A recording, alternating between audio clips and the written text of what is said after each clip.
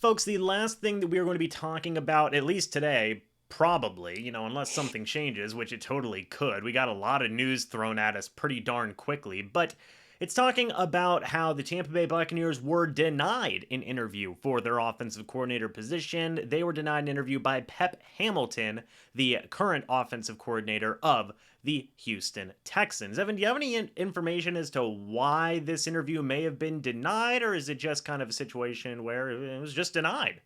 Yeah, well, Rick Stroud came out and said that they had requested to interview Pep Hamilton for the role. I believe Pep Hamilton was the offensive coordinator with the Indianapolis Colts a little bit ago. Mm-hmm. He was also in the XFL for the DC Defenders, I believe. He was their head coach, and now he's back in the NFL. So, didn't really give a specific reason, but there may have been sort of a reason. As you know, Pep Hamilton's son is currently a quarterback who's in high school and is in Houston. So he still had 2 years left on his deal as well as offensive coordinator. So that may have played a pretty big factor in his decision.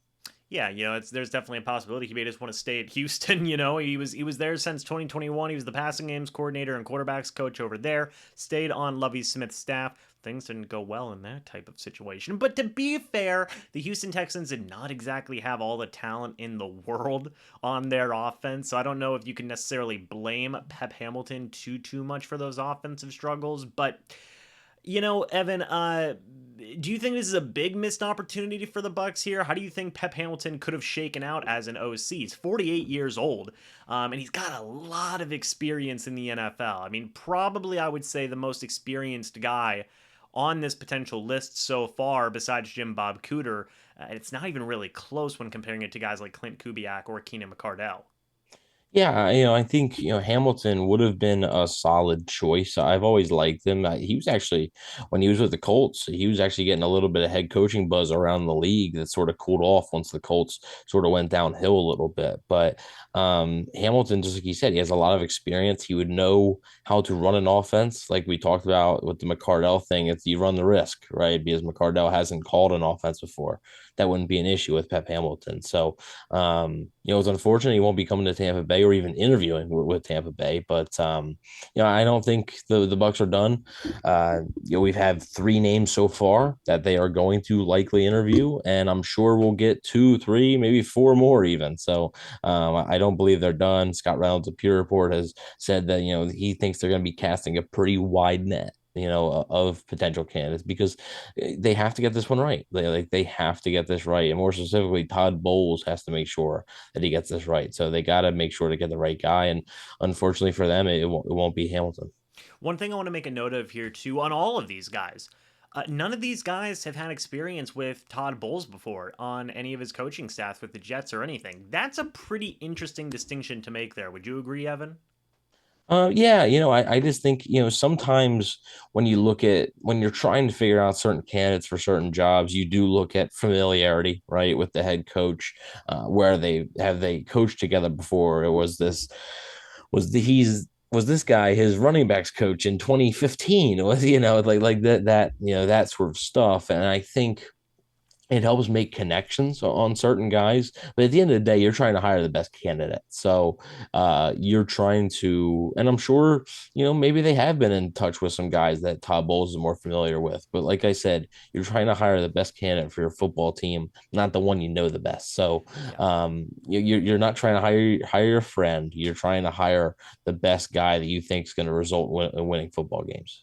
For sure. Now, one thing I'm going to be interested to see, Evan, and we can go ahead and end it on this, is these four names, definitely four very interesting names that have come up for a handful of teams. Maybe not in the case of Jim Bob Cooter, but we know Keenan McCardell had some interest from a team like the Patriots, maybe somewhere else around the league. Similar thing with Clint Kubiak. No big names yet. Or big names, quote unquote. Not a Frank Reich, not a Todd Monken, not a, obviously Bill O'Brien. He went to the New England Patriots. That is what it is. Not a Greg Roman yet. Do you expect any of those names at this point to kind of filter their way in? Or maybe did the Buccaneers join that race a little bit too late for some of those guys? I do think you could still see Monken. I think Reich is even getting some head coaching considerations. So I'm not even sure if he's going to get a coordinator job. He may very well get a head coaching job somewhere this cycle. So haven't heard anything on Greg Roman yet, but I do think there's still a possibility for Todd Monken. Now, it's a big name, and with a big names also, it's not going to be cheap. It's not going to be cheap. So Todd Monken's making $2 million at the University of Georgia right now. $2 million for an offensive coordinator is a good bit. So the Bucs would likely need to top that, and plus give Monken a situation that is desirable. So I think all that needs to come together, and I still do think Tom Monken's a possibility, but we'll have to wait and see. There's no interview set up right now. Doesn't mean there won't be. It's just no, right now there's no interview set up. Folks, we'll probably see you in an hour with like 10 more names that the Tampa Bay Buccaneers are going to be talking about. So it's definitely, I'm happy that we have stuff to talk about, right? Like, that's fun. It should be a lot of some interesting tidbits and stuff coming out here in the next few days once interviews are scheduled and things along those lines. So, folks, let us know your thoughts and opinions about Pep Hamilton declining the interview. Do you think that's a knock on Todd Bowles and his coaching staff, possibly? Or do you think it's just the idea of, like Evan said, hey, his son's in Houston. He just probably wants to stay in Houston, and he's going to be making money for 2 more years anyway, so might as well stick around. Let us know your thoughts and opinions about that, as well as some of the other things we covered in this video. Thank you guys so much for watching this video. Hope y'all enjoyed. Go check out Evan's work at BucsNation.com. He is also the co-host of the Cannon Fire podcast and the main host of the Real to Real podcast, which I'm a co-host on. Go check that out as well. Thank you guys so much for watching this video. Hope y'all enjoyed. We will see you all in the next video or the next live stream. But until then, and as always, guys, goodbye for now, and go Bucs.